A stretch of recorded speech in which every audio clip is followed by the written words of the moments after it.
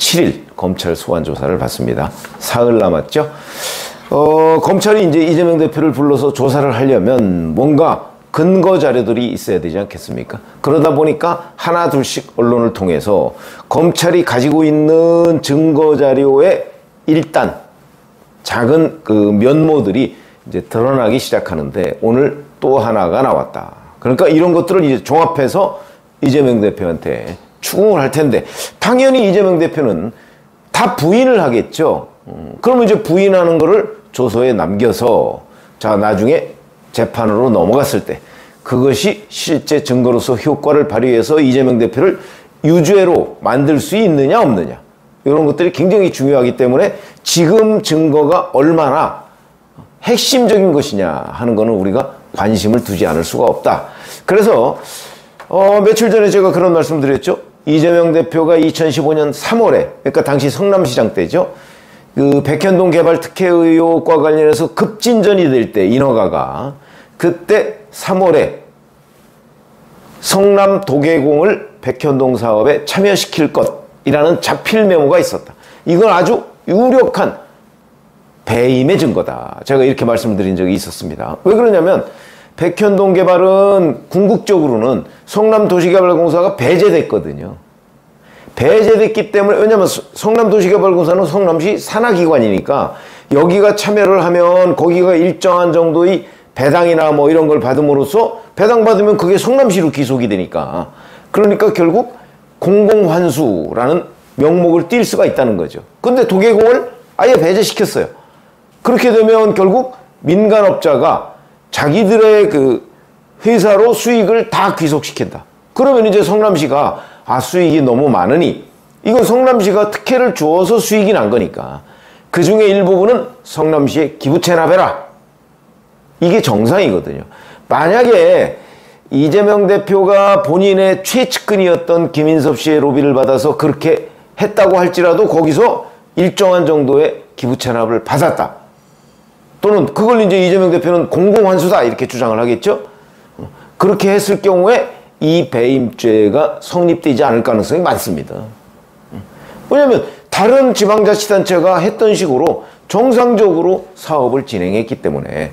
그런데 이재명 대표는 그렇게 하지 않고 2015년 3월에 도시개발공사를 참여시키라고 지시했다가 언제인지는 모르지만 대략 그 2015년 말이나 이때쯤 되겠죠. 배제됐다. 성남도시개발공사. 그래서 민간업자가 아시아디벨로퍼죠. 그 정바울 씨가 무려 3,200억 원의 수익을 가져갔다. 근데 그 와중에 낀 사람이 이제 바로 김인섭이라는 한국하우징기술대표라는 사람인데 이 사람이 어떤 역할을 했느냐. 성남시에서는 허가방으로 통했다는 거고 이 사람은 2006년에 이재명 성남시장 후보의 선대본부장을 어떤 사람이 하느냐? 최측근이 합니다. 그러니까 보통 정진상보다 위에급입니다. 그 정도의 사람이 선대본부장을 한다.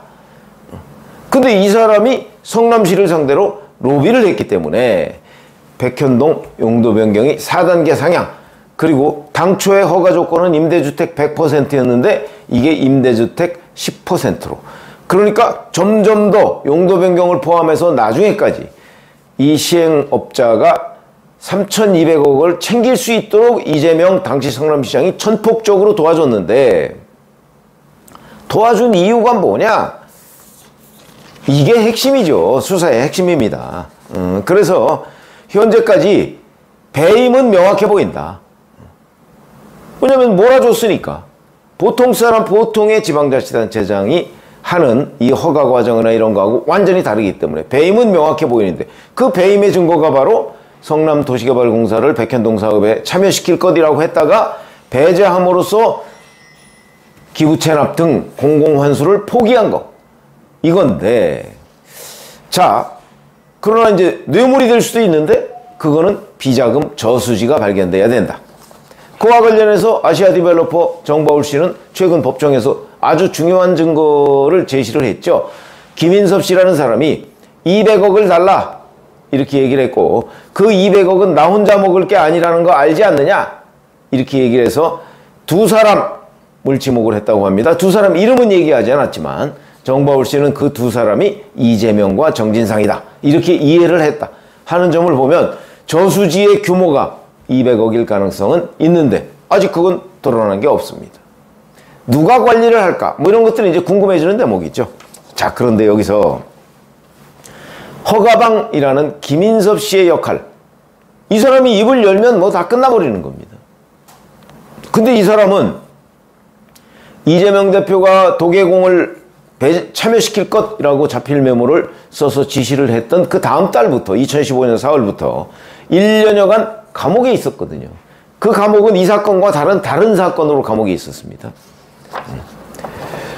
그런데 백현동 인허가는 2015년 1월에, 그러니까 김인섭 씨가 감옥에 가기 석 달 전에 아시아디벨로퍼 대표인 정바울 씨가 하다 용도 변경이 안 되니까 허가방이라는 소문이 난 김인섭 씨를 영입하니까 그때부터 급진전됩니다.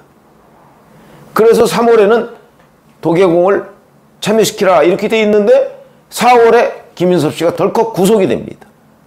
그러면 김인섭 씨의 역할은 없는 것 아니냐? 김인섭 씨가 지금 그렇게 주장을 하고 있죠. 내가 감옥에 있던 사람이 무슨 이렇게 얘기를 하고 있습니다. 자, 그런데 감옥에 있다고 해서 뭐 로비를 못한다는 법은 없지 않습니까? 그 흔적들이 나오는 것이다. 감옥에 있을 때 중요 사항이 전부 다 풀렸습니다.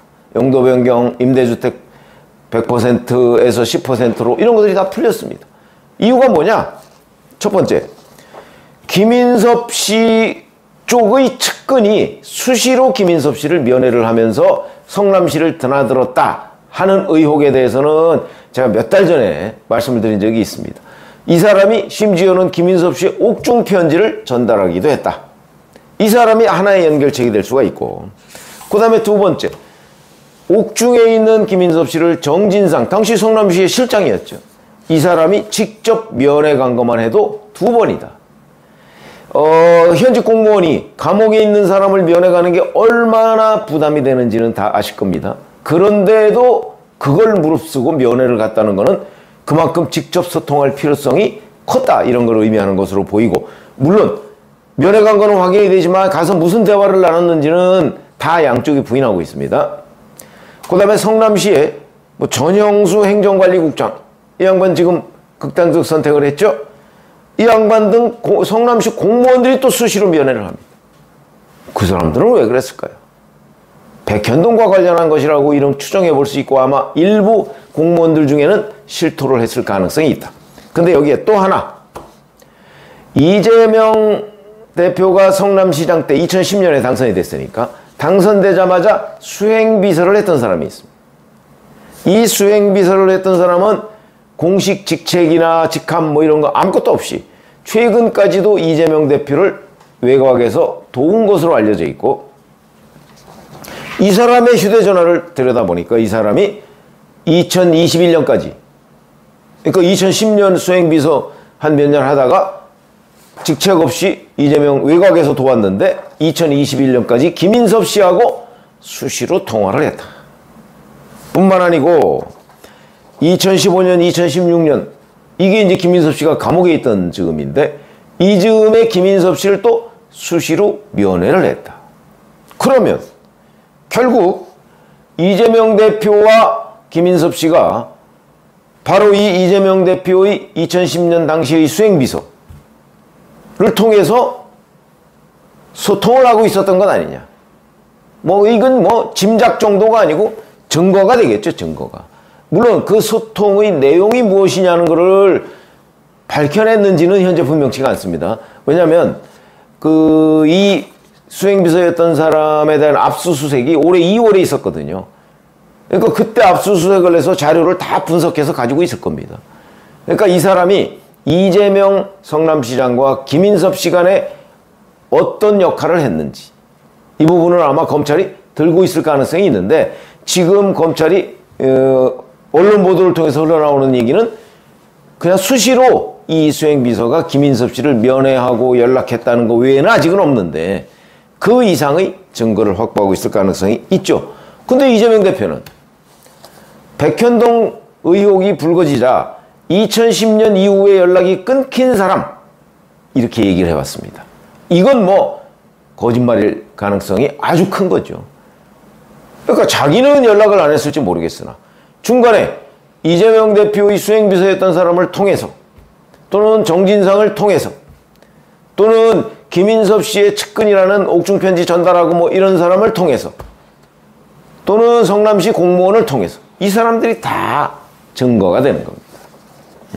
그래서 지금 제가 쭉 나열한 이 사람들은 김인섭 씨하고 접촉을 해야 할 아무런 이유가 없는 사람들입니다. 그 사람들이 왜 김인섭 씨하고 접촉을 하죠? 이 사람들이 김인섭 씨한테 접촉했다는 얘기는 백현동 사건 외에는 별로 이유가 될 수가 없다. 그러면 결국 이 사람들이 백현동과 관련해서 김인섭, 이재명 사이에 소통창구 역할을 했고 특히 이재명 당시 성남시장의 수행비서였던 이 사람의 김인섭 면회, 전화통화 뭐 이런 것들은 상당히 중요한 증거가 될 것이고 이 사람은 이미 그 압수수색을 통해서 검찰한테 상당한 정도의 자료를 빼앗겼을 것이다.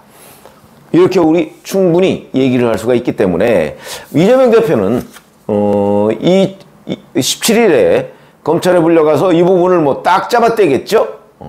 그러나 이 수행비서의 전화에는 이재명 대표와의 전화통화도 있을 겁니다.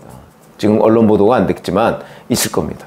그렇게 되면 김인섭과 전화통화한 뒤에 이재명과 통화한 내용 뭐 이런 것들을 종합해보고 그 다음에 이 사람에 대한 압수수색에서 확보한 자료 그 다음에 뭐 이것만 있는 거 아니고 뭐 다른 성남시 여러 가지 공문 뭐 이런 것들이 있기 때문에 이재명 대표가 부인한다고 해결될 일은 아닌 것 같다. 그래서 그 8월 17일 이재명 소환해서 검찰이 물어볼 자료 이게 하나둘씩 뭐 또 나올 가능성이 있습니다. 나오고 있는데 뭐 검찰은 이미 이재명 대표가 나와서 완전 오리발 내지는 지난번 성남FC 사건이나 대장동 때와 마찬가지로 또 자기가 뭘 이렇게 적어갈 가능성도 있습니다. 왜냐하면 자꾸 검찰의 추궁에 답변을 하다 보면 말이 꼬입니다. 왜냐하면 전부 다 거짓말을 해야 되니까. 거짓말과 거짓말을 엮어야 되니까. 그러다 보면 말이 꼬이고 검찰한테 책 잡히죠. 그걸 방지하기 위해서 문건을 만들어 가는 겁니다. 그래서 이걸로 가름하겠다. 그러니까 이거는 아주 깊이 있게 자기가 생각해서 말로 하는 게 아니고 그럴 가능성이 이번에도 높아 보인다. 그러나 검찰도 이미 이재명 대표가 오리발을 내밀 것을 분명히 알고 있기 때문에 아마 그 이번 조사를 하고 그리고 나서 구속영장을 쌍방울 대북 송금 문제하고 같이 치지 않을까요? 왜냐하면 기각됐을 경우에 후폭풍을 감당을 못하기 때문에 될 수 있으면